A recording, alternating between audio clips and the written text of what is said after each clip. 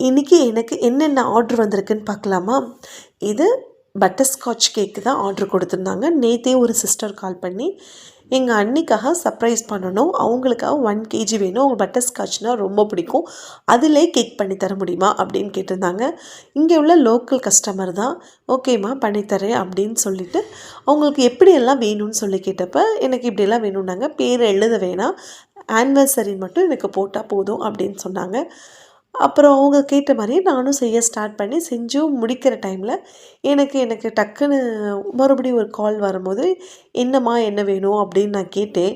அவங்க ஒன்றும் சொல்லலை, பயப்படலாம் ஒன்றும் வேணாங்க சிஸ்டர், எனக்கு வந்து 2 ட்ரீம் கேக் மட்டும் டக்குன்னு செஞ்சு தர முடியுமா, 1/4 kgயாக 2ஆக வேணும்னு சொல்லி கேட்டிருந்தாங்க.